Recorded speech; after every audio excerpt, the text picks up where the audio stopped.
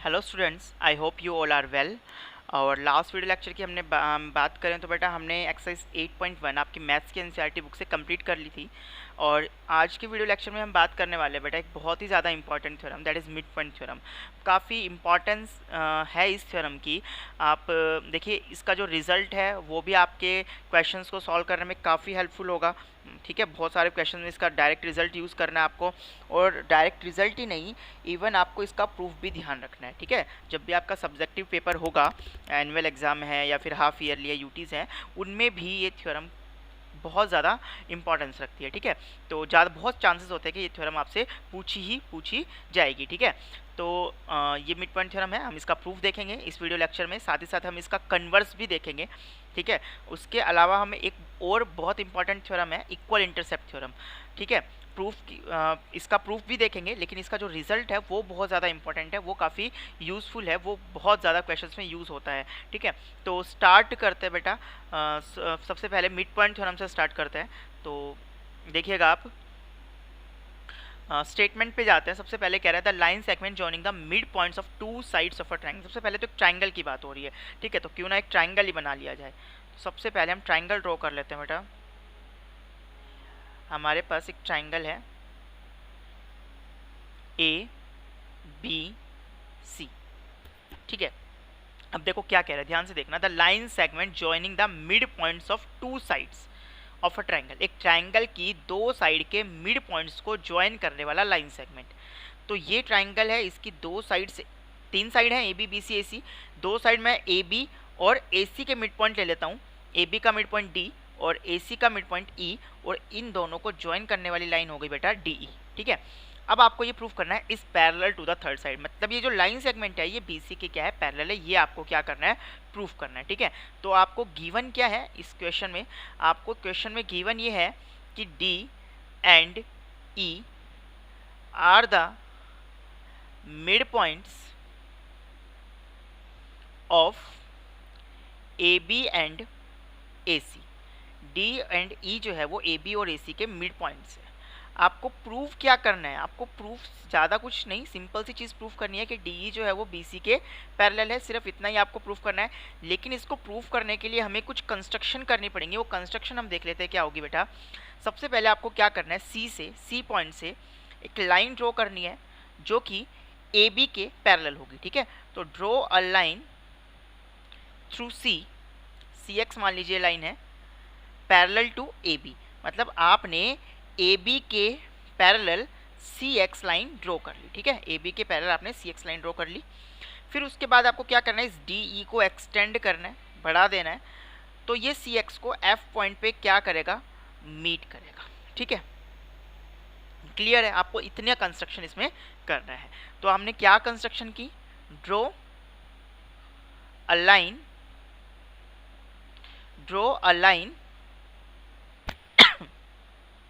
through C, draw a line CX through C parallel to AB and, एक तो ये हो गया, and extend ADE such that it intersects CX at F।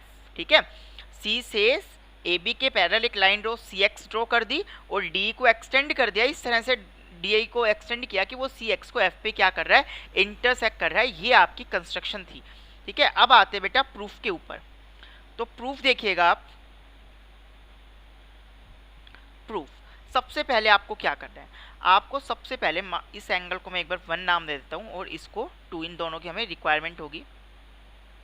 आपको इन दोनों triangle A D ई और ई F सी, इन दोनों ट्रायंगल को आपको क्या करना है, कॉन्ग्रुएंट प्रूफ करना है। कौन कौन से ट्रायंगल को, आपको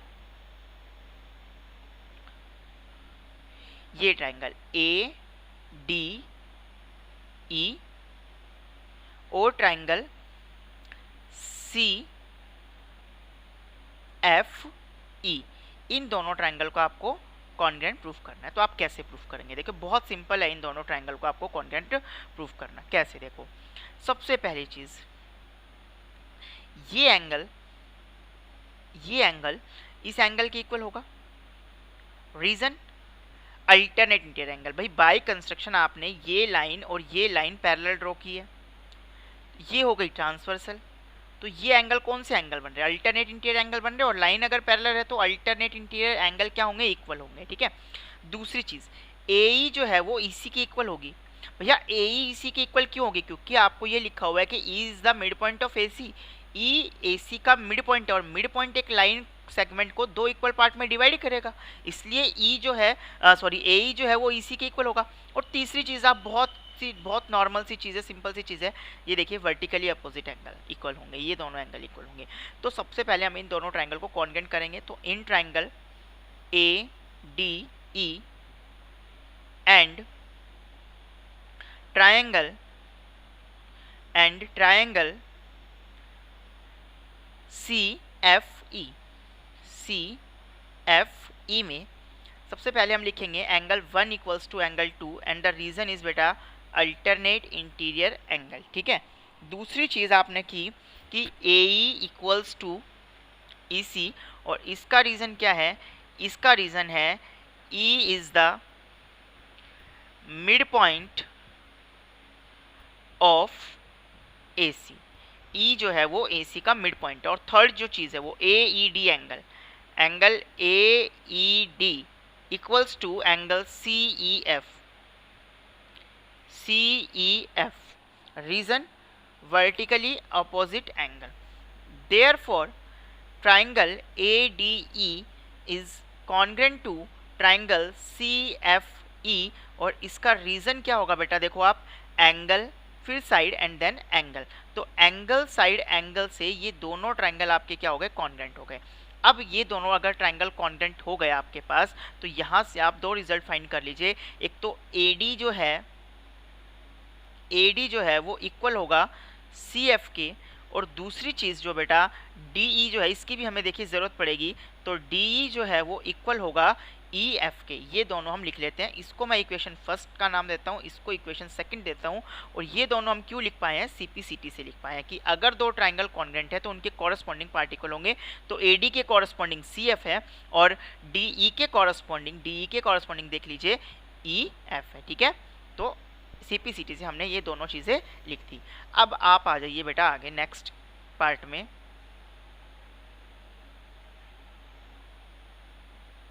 आप यहाँ से देखें कि AD जो है क्या वो DB के भी इक्वल होगा?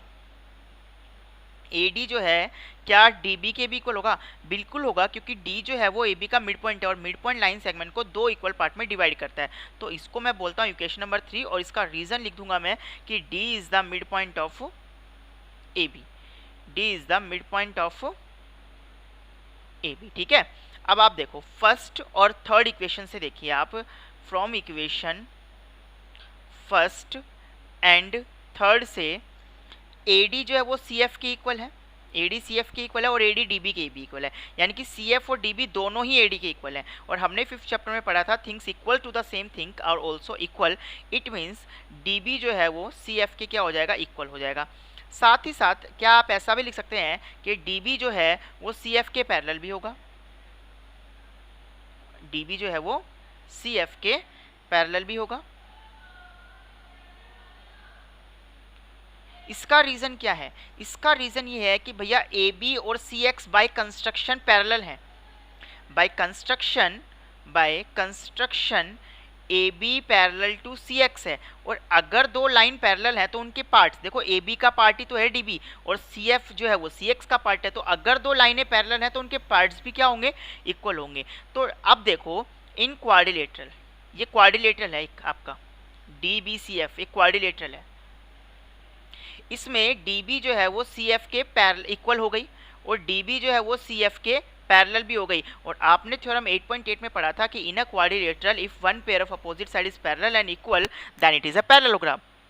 अगर किसी क्वाड्रिलेटरल में अपोजिट साइड का एक पेयर पैरेलल भी हो जाए और इक्वल भी हो जाए तो वो क्या होगा? वो होगा बेटा एक पैरेललोग्राम। तो देयरफॉर आप यहाँ से लिख सकते हैं कि DBCF is a parallelogram, DBCF क्या होगा, एक पैरेललोग्राम होगा। अब आप यहाँ से ये देख सकते हैं कि DBCF अगर एक पैरेललोग्राम है, DBCF अगर एक पैरेललोग्राम है तो क्या DF BC के पैरेलल नहीं होगी? क्या DF BC के पैरेलल नहीं होगी? क्योंकि पैरेललोग्राम की अपोजिट साइड क्या होती हैं, इक्वल होती हैं। एंड क्या DF BC के इक्वल नहीं होगी? भैया अगर ये एक पैरेललोग्राम है तो इसकी अपोजिट साइड तो पैरेलल भी होंगी और इक्वल भी होंगी। तो इसका रीजन भी हम लिख सकते हैं अपोजिट साइड्स ऑफ पैरेललोग्राम। ठीक है, अगर DF BC के पैरेलल है, DF जो है वो BC के पैरेलल है, तो क्या DE BC के पैरेलल नहीं होगी? भाई D जो है वो DF का ही तो पार्ट है, तो अगर पूरी DF BC के पैरेलल तो इसका इतना पार्ट DE जो है वो भी तो BC के पैरेलल होगा। तो therefore DE parallel to BC, यही आपको प्रूफ करना था, ये इस थ्योरम का प्रूफ था कि आप प्रूफ करो कि DE पैरेलल टू BC। ठीक है, अब यहाँ से एक बहुत ही इंपॉर्टेंट रिजल्ट और हम फाइंड करेंगे, देखो एज अ कॉरोलरी इसको हम। ठीक है, तो आप देखो आपने ये रिजल्ट और फाइंड किया कि DF जो है वो BC के इक्वल है। आपने बताया ना DF जो है वो BC के इक्वल है, क्योंकि DF और BC एक पैरेललोग्राम की अपोजिट साइड है। DF को आप लिख सकते हैं DE plus EF equals to BC। DE plus क्या EF को आप DE नहीं लिख सकते फ्रॉम इक्वेशन सेकंड? तो EF की जगह मैं फिर से DE लिख देता हूँ इक्वल्स टू BC, और ये आपके पास आ गया बेटा twice of DE equals to BC, and this implies DE equals to half of BC। ये भी आपका एक बहुत ही ज़्यादा इंपॉर्टेंट रिजल्ट है। ठीक है, कि ये जो लाइन होगी एक ट्राइंगल की दो साइड्स के मिड पॉइंट को ज्वाइन करने वाली जो लाइन सेगमेंट होगी वो थर्ड साइड के हाफ के क्या होगा, इक्वल होगा। ठीक है, तो क्लियर हो गया आपको। तो अगर ये कंप्लीट साइड 10 सेंटीमीटर की है तो DE कितनी हो जाएगी आपकी, 5 सेंटीमीटर की हो जाएगी। ठीक है, तो ये आपकी मिड पॉइंट थ्योरम थी। ठीक है, नेक्स्ट थ्योरम देखते हैं बेटा। तो नेक्स्ट थ्योरम जो है वो हमारी है theorem 8.10, that is the line draw through the mid point of one side of a triangle parallel to the another side bisect the third side. देखिए क्या कह रहे हैं कि आपके पास एक ट्राइंगल है, सबसे पहले ट्राइंगल बना लेते हैं। ये ट्राइंगल हो गया बेटा। इसमें कह रहा है कि ट्राइंगल की, मान लीजिए ABC ट्राइंगल है, तो इस ट्राइंगल की एक साइड के मिड पॉइंट से पास होने वाली लाइन जो दूसरी साइड के पैरेलल है वो थर्ड साइड को बाइसेक्ट करेगी, या फिर ये कहें कि थर्ड साइड के मिड पॉइंट से पास करेगी। मतलब अल्टीमेटली अगर हमें देखें तो हमें प्रूव ये करना है कि E जो है ना वो AC का मिड पॉइंट है। तो आपको गिवन क्या है इस क्वेश्चन में? इस क्वेश्चन में आपको गिवन ये है converse of mid point theorem है। आपको देखो उसमें E मिड पॉइंट गिवन था और ये लाइन इसके पैरेलल दिखानी थी आपको। इस बार आपको ये पैरेलल लाइन गिवन है और ये आपको मिड पॉइंट शो करना है। ठीक है, D जो था वो पिछली वाली जो थ्योरम थी उसमें भी मिड पॉइंट था और इसमें भी मिड पॉइंट है। तो D is the mid point of AB। दूसरी चीज कि DE parallel to BC। Prove क्या करना है? प्रूव ये करना है कि E जो है वो मिड पॉइंट है। E is the mid point of AC, यानी कि AE इक्वल्स टू EC, ये आपको शो करना है। E अगर मिड पॉइंट होगा तो सीधी सी बात है AE EC के इक्वल होगा, ये आपको प्रूफ करना है। ठीक है, इसके लिए भी हमें कंस्ट्रक्शन करनी पड़ेगी। कंस्ट्रक्शन क्या करेंगे? वही सेम कंस्ट्रक्शन हम करेंगे यहाँ पर भी। ठीक है, सेम कंस्ट्रक्शन हम करेंगे कि C से AB के पैरेलल लाइन ड्रॉ करेंगे, DE को एक्सटेंड करेंगे जो इसको F पे क्या करेगी, इंटरसेक्ट करेगी। तो सेम कंस्ट्रक्शन आपको लिखनी है। इसमें क्या कंस्ट्रक्शन थी कि ड्रॉ, यहाँ से लिख देता हूँ, draw CX through C parallel to AB and extend DE such that it intersects CX at F। ठीक है, प्रूफ की तरफ जाते हैं बेटा। प्रूफ देखो, देखिए रिवर्स कन्वर्स थ्योरम उसकी तो हम जो प्रोसीजर होगा ना वो भी ऑलमोस्ट रिवर्स ही होगा, ठीक है। जिस तरह से हमने लास्ट थ्योरम प्रूफ की थी उसका रिवर्स ही हमें चलना है एक तरह से, ठीक है। तो सबसे पहले हम क्या देखेंगे, देखो आप कि डीबी क्या है, ईएफ के सीएफ के सॉरी पैरेलल होगी। डीबी जो है वो सीएफ के पैरेलल होगी। क्यों होगी? क्योंकि बाय कंस्ट्रक्शन आपने ए बी को सी एक्स के पैरेलल बताया है, तो अगर ए बी सी एक्स की पैरेलल है तो इनके पार्ट्स भी क्या होंगे, पैरेलल होंगे, ठीक है। अच्छा, डी ई बी सी के पैरेलल है, तो डी ई अगर बी सी के पैरेलल है, गिवन है क्वेश्चन में, तो डी एफ भी बी सी के पैरेलल होगी, क्योंकि डी ई को ही तो, डी एफ जो है वो डी का ही तो एक्सटेंशन है, डी को ही तो एक्सटेंड करके डी एफ बना है, तो डी एफ भी बी सी के क्या होगी, पैरेलल होगी। तो हम लिख सकते हैं बेटा यहाँ पर कि in quadrilateral D B C F D B parallel to C F as by construction A B parallel to C X, A B C X के पैरेलल है, ठीक है, बहुत अच्छी बात है। उसके बाद इसी तरीके से आप लिख सकते हैं कि D F parallel to B C, ये आप क्यों लिख सकते हैं, क्योंकि D E parallel to B C है, ऐसा आपको गिवन है। तो अब आप देखो इस क्वाड्रिलेटरल में अपोजिट साइड के दोनों पेयर पैरेलल हो गए, और डेफिनेशन पैरेललोग्राम की ये कहती है कि अगर किसी क्वाड्रेंट में अपोजिट साइड के दोनों पेयर पैरेलल है, अगर किसी क्वाड्रिलेटरल में अपोजिट साइड के दोनों पेयर पैरेलल हैं तो डेफिनेटली वो क्या होगा, एक पैरेललोग्राम होगा। तो therefore D B C F is a parallelogram, D B C F क्या बन गया, एक पैरेललोग्राम बन गया। अच्छा, अगर D B C F parallelogram है तो आप यहाँ से रिजल्ट निकाल सकते हैं कि D B parallel to C F, D B जो है वो सी एफ के पैरेलल होगी, ये डी बी जो है वो सी एफ के क्या होगी, पैरेलल होगी, ऐसा आप लिख सकते हैं। क्यों? क्योंकि पैरेललोग्राम की अपोजिट साइड इक्वल होती हैं, तो आप लिख सकते हैं आप, क्योंकि अब तो एक पैरेललोग्राम हो गया तो पैरेललोग्राम की सारी प्रॉपर्टीज पे लगेंगी, इसलिए डीबी जो है वो सीएफ के पैरेलल होगी, सॉरी इक्वल होगी। तो opposite sides of parallelogram are equal, ठीक है। अच्छा सॉरी, यहाँ पर मैंने पैरेलल लिख दिया, पैरेलल तो होगी ही होगी लेकिन ज़रूरत हमें इक्वल टू की है, ठीक है।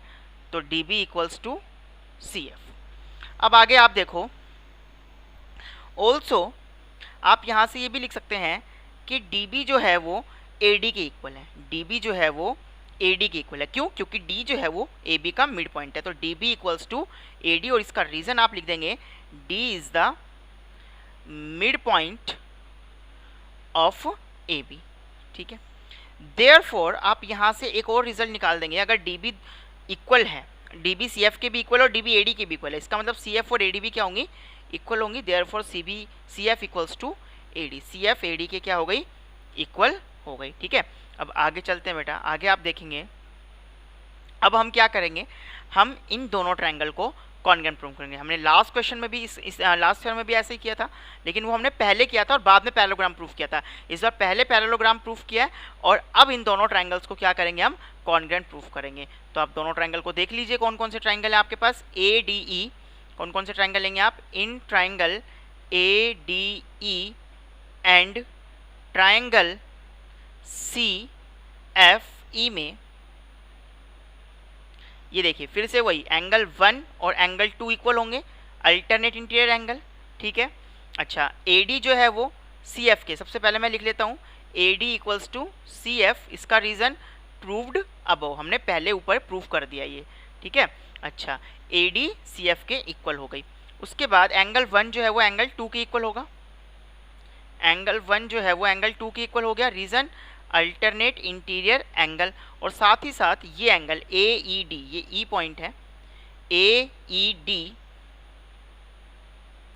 इक्वल होगा एफ ई सी के, इस एंगल के वर्टिकली अपोजिट एंगल, तो angle F E C, reason vertically opposite angle.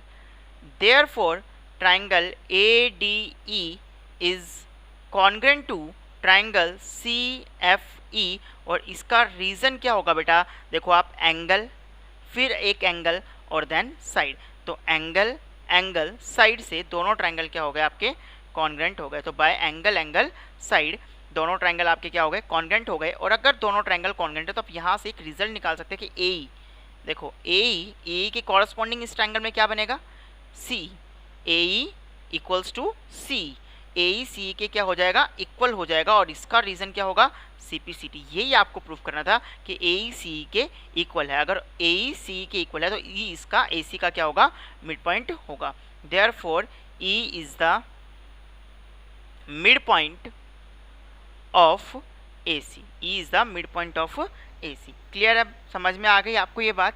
तो ये थी आपकी converse of mid point theorem. इसकी भी आप अच्छे से प्रैक्टिस करेंगे, ठीक है, ये भी पूछी जा सकती है थ्योरम। नेक्स्ट बेटा, तो नेक्स्ट थ्योरम देख लेते हैं बेटा। थ्योरम है जो है वो है इक्वल इंटरसेप्ट थ्योरम, ठीक है। हालांकि मैथ्स एनसीईआरटी बुक जो है आपकी, उसमें ये एज अ थ्योरम दिया हुआ है, सॉरी एज एन एग्जाम्पल दिया हुआ है, बट हम इसका जो रिजल्ट है वो एक थ्योरम के रिजल्ट के जैसे ही इसको याद रखना है आपको, काफ़ी यूजफुल रिजल्ट है। तो स्टार्ट देख लेते हैं बेटा। कह रहा है इसमें L, M एंड N, ये 3 पैरेलल लाइन्स है। L, M एंड N, ये पैरेलल लाइन्स है, L, M एंड N। अब उसके बाद ये कह रहा है बेटा कि P एंड Q जो है वो ट्रांसवर्सल्स हैं सच दैट कि जो L, M और N है ये P पर इक्वल इंटरसेप्ट कट कर रही है, मतलब AB जो है वो BC के इक्वल है। तो आपको प्रूफ ये करना है कि L, M एंड N जो है वो Q पे भी इक्वल इंटरसेप्ट कट करेंगे, मतलब आपको DE और EF को क्या दिखाना है, यहाँ इक्वल दिखाना है, ठीक है। तो आपको ये समझ में आ गया कि गिवन क्या है और प्रूफ करना क्या है, ठीक है।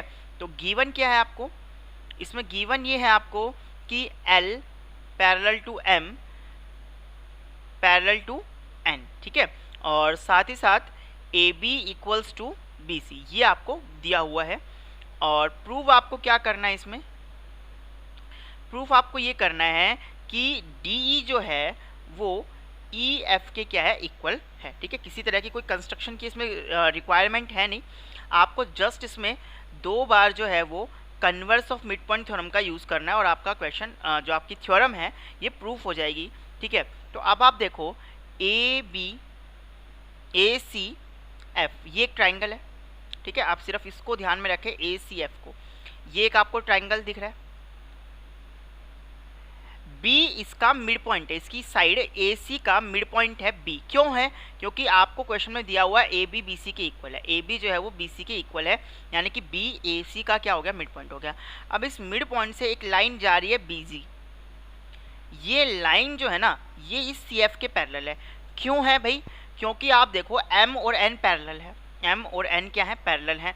तो BG जो है वो M का पार्ट है और CF जो है वो N का पार्ट है, इसलिए BG और CF भी क्या होंगे, इक्वल होंगे। और अभी हमने थ्योरम पढ़ी है कि अगर कोई ट्राइंगल है उसकी एक साइड के मिड पॉइंट से पास होने वाली लाइन जो दूसरी साइड के पैरेलल है तो वो तीसरी साइड के भी मिड पॉइंट से पास होगी, यानी कि G क्या हो गया, AF का मिड पॉइंट हो गया।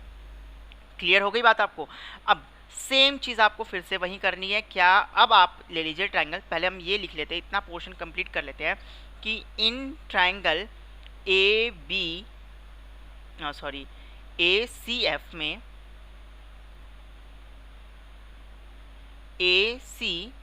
में B is the mid point of AC and BG parallel to CF, ठीक है, BG parallel to CF as since क्या लिख सकते हैं हम, since M parallel to N है, ठीक है। Therefore by converse of mid point theorem, आप क्या लिख पाएंगे यहाँ से, आप यहाँ से ये लिख पाएंगे कि G is the mid point of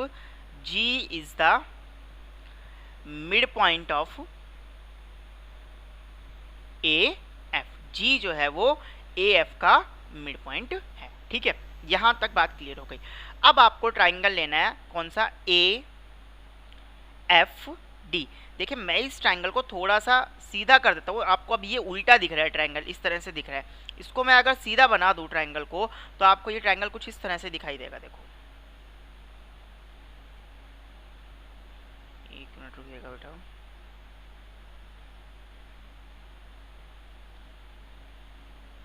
ये FAD,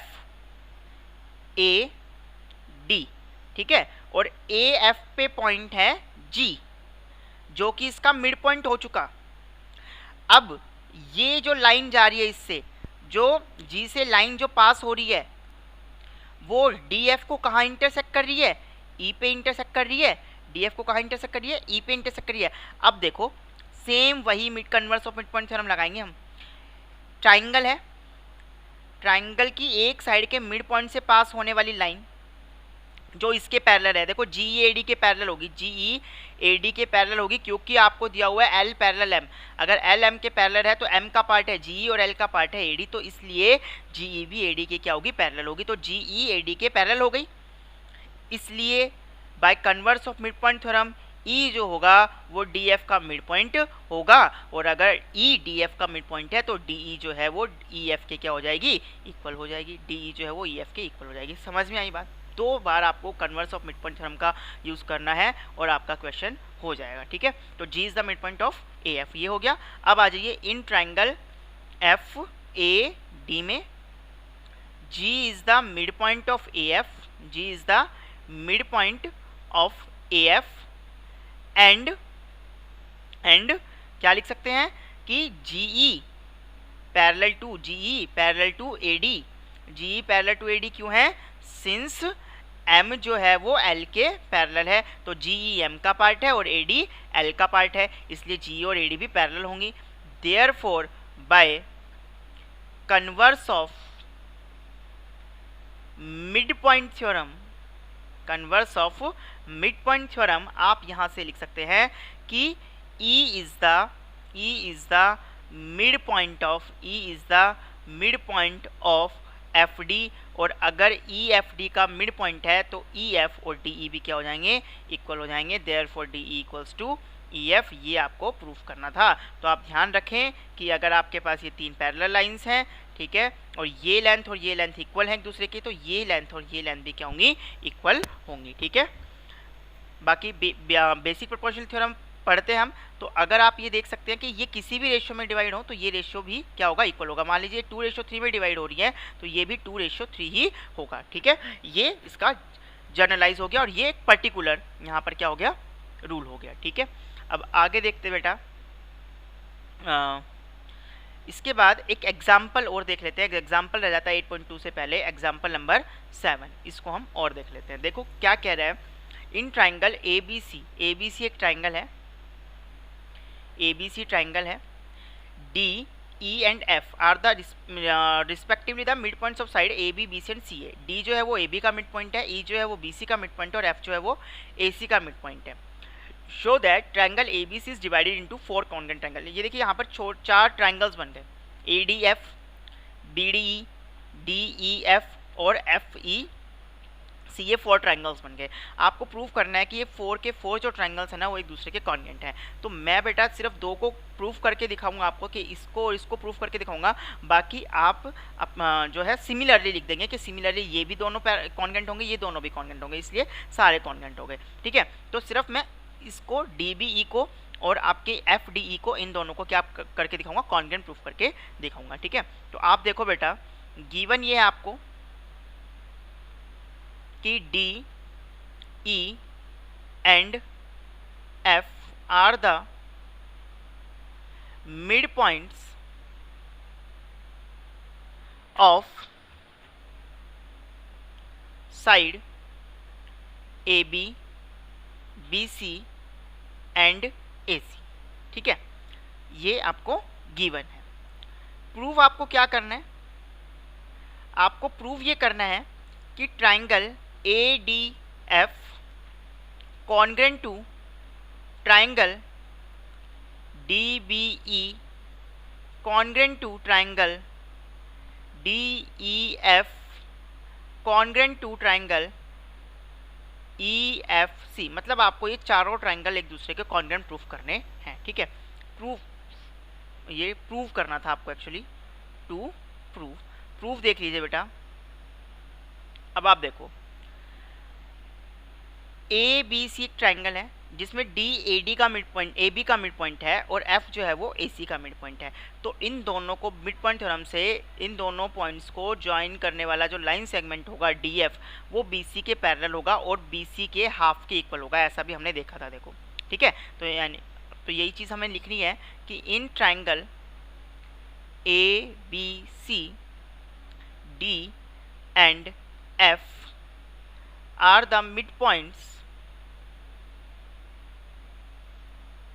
of A B and A C, ठीक है, रिस्पेक्टिवली, ठीक है। अच्छा, therefore by mid point theorem, तो मिड पॉइंट थ्योरम से हम क्या लिख सकते हैं कि D F parallel to B C and D F equals to half of B C. ये डी एफ जो होगा वो बी सी के पैरेलल होगा और बी सी के हाफ के इक्वल होगा। अब आप देखो, डी एफ अगर बी सी के पैरेलल है, ये डी एफ अगर बी सी के पैरेलल है तो क्या D F B C B E के भी पैरेलल होगा? क्योंकि बी जो है वो बी सी का ही पार्ट है, बी ई जो है वो बी सी का ही पार्ट है, इसलिए डी एफ जो है वो बी के भी पैरेलल होगा। हो गया। And D F equals to B C का हाफ। बी सी का हाफ क्या लिखा जा सकता है? देखो, ई मिड पॉइंट है बी सी का, दिया हुआ है क्वेश्चन में, ई जो है वो बी सी का मिड पॉइंट है। अगर ये बी सी का मिड पॉइंट है तो इसका मतलब ई जो है वो बी सी को दो इक्वल पार्ट में डिवाइड कर रहा है, बी में और बी सी में। तो बी की ज़रूरत है मुझे, तो बी सी का हाफ जो होगा वो बी लिखा जा सकता है, तो D F equals to B हो गया। अब आप देखो, डी बी ई एफ ये क्वाड्रिलेटरल है, डी बी ई एफ ये देखिएगा आप, एक क्वाड्रिलेटरल है, दिख रहा है आपको? इसमें ये जो लाइन है डी एफ ये बी के पैरेलल है और ये डी एफ ही जो है वो बी के इक्वल भी है, मतलब अपोजिट साइड का एक पेयर इक्वल भी और पैरेलल भी है। इसका मतलब ये क्या हो गया? पैरेललोग्राम हो गया। तो therefore D B E F is a parallelogram और इसका रीजन क्या होगा? One pair of opposite side is parallel and equal. One pair of opposite side is parallel and equal. अगर ऐसा है तो therefore triangle D B E जो होगा वो कॉन्ग्रेंट होगा ट्राइंगल डी एफ ई के। डी बी ई जो होगा वो कॉन्ग्रेंट होगा किसके? D B D E F नहीं, आप लिखोगे यहाँ पर किसके? डी बी ई जो होगा वो कॉन्ग्रेंट होगा ई एफ डी के, ई एफ डी के। थोड़ा सोचा करो बेटा खुद भी, ई एफ डी के कॉन्ग्रेंट हो जाएगा, ठीक है। तो ये कौन से रूल से हो जाएगा? ये देख सकते हैं आप, साइड से देखो, ये साइड इसकी इक्वल, ये साइड इसकी इक्वल, पैरेललोग्राम के अपोजिट साइड तो इक्वल होती है और ये कॉमन हो गई, तो साइड से आप दोनों ट्रायंगल को कॉन्ग्रेंट कर पाएंगे, ठीक है। तो या फिर सीधा बेटा आप थ्योरम भी है ये एक, कि अगर आपके पास एक पैरेललोग्राम है और पैरेललोग्राम का जो डायगोनल होता है वो उसको दो ट्रायंगल में डिवाइड करता है और दोनों ट्रायंगल जो होती है वो कॉन्ग्रेंट होती है, ठीक है। और साथ ही साथ याद रखना इन दोनों का एरिया भी इक्वल होता है, ठीक है। तो ये दोनों ट्रायंगल क्या हो गए? कॉन्ग्रेंट हो गए। इसी तरह से ये दोनों भी कॉन्ग्रेंट हो गए और ये दोनों भी कॉन्ग्रेंट हो गए। तो इस तरह से चारों ट्रायंगल जो है वो आपके कॉन्ग्रेंट हो जाएंगे। और एक बात और याद रखना कि ये चारों ट्रायंगल का एरिया भी क्या होगा? इक्वल होगा। हालांकि इसको हम नेक्स्ट जो चैप्टर है उसमें करेंगे, फिर भी मैं आपको पहले बता देता हूँ कि इन चारों ट्रायंगल का एरिया भी क्या होगा? इक्वल होगा, ठीक है। तो ये जो ट्रायंगल है, ये एक ट्रायंगल का एरिया, एक छोटे ट्रायंगल का एरिया पूरे ट्रायंगल का 1/4 होगा, ठीक। याद रहेगी ये बात आपको, ठीक है। तो ये आपका एग्जाम्पल भी कंप्लीट हो गया। नेक्स्ट जो वीडियो लेक्चर होगा उसमें हम एक्सरसाइज 8.2 कंप्लीट करेंगे बेटा, ठीक है। इसकी थ्योरम्स और एग्जाम्पल्स आपके हो चुके हैं, तो आप इनको प्रैक्टिस कीजिए अच्छे से और इनको सीखिए, समझिए, और फिर भी कोई डाउट है तो उसको पूछें। Thank you.